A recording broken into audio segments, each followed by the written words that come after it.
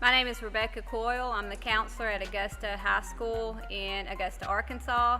I thought the beautiful assembly was amazing. It was very energetic, very engaging, very inspirational. Our students were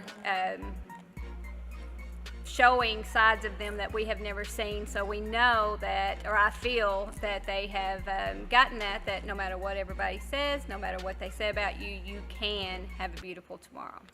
I don't need you to tell me I'm beautiful.